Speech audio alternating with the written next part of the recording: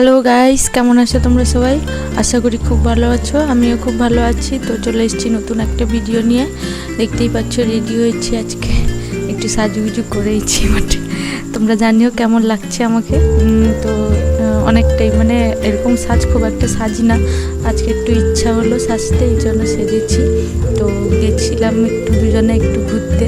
তো আমাদের এখানে কাছেই তো সমুদ্র, তোমরা সবাই জানো, ওই জন্য দেখবে আমার বেশিরভাগ ভিডিওতে আমি সমুদ্রের সাইডেই ভিডিও করি। আসলে ঘোরার জায়গা বলতে আমাদের এদিকে বাড়ির পাশেই সমুদ্র, দূরে কোথাও তো সেরকম যাওয়ার টাইমও হয় না, যেতেও পারি না। এই জন্য একটু ভালো প্লেস বলতে পারো যে সমুদ্রের ধারে গিয়ে ভিডিও করি।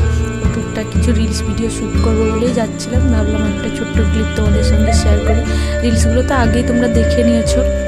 ওটা হচ্ছে ওই স্বাধীনতা দিবসের আগে গেছিলাম একটু, সেই সময় তো ভিডিওটা আর এডিট করা হয়নি, এর জন্য শেয়ার করা হয়নি। ভাবলাম আজকে একটু শেয়ার করি। আর সেদিন গিয়ে তো মানে সমুদ্রে একদম মানে জোয়ারের সময় গেছিলাম, জল পুরো কাছে চলে এসেছিলো আর কি। এত সুন্দর লাগছে। আর তোমরা দেখতে পাচ্ছ কিনা জানি না, নোটিস করেছো যে আমার একটা দুল কিন্তু নেই কানে। আমি তখনও কিন্তু জানি না যে আমার কানে একটা দুল নেই। মানে এতটাই মানে সমুদ্রের ধারে গেলে মনটা একটা আলাদা রকম হয়ে যায় না, তো ওইরকমই হয়ে গেছে। তো দুলটা যে কখন পড়ে গেছে আমি নিজেই বুঝতে পারিনি আসলে। এই ভিডিওতে দেখছি, ঘর আসার সময় দেখেছিলাম, এখন দেখছি যে তখনও আমার কানে কিন্তু দুল ছিল না।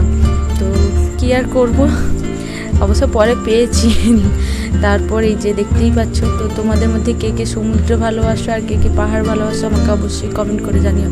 আমাকে যদি জিজ্ঞেস করো তো আমার তো বাড়ির কাছেই সমুদ্র, আমি সমুদ্রতেই বেশিরভাগ যাই। পাহাড়ে সেরকম খুব একটা আমার যাওয়ার সুযোগ হয়নি। ওই কলেজে যখন পড়তাম ওই এক্সকারশনে 2-3 বার গেছিলাম, ওই যা। তো আজকে কিছু ফটো দারুণ এসেছিলো, সেগুলো তোমাদের সঙ্গে শেয়ার করলাম। তো তোমরা জানিও কেমন হয়েছে আজকের এই লুকটা।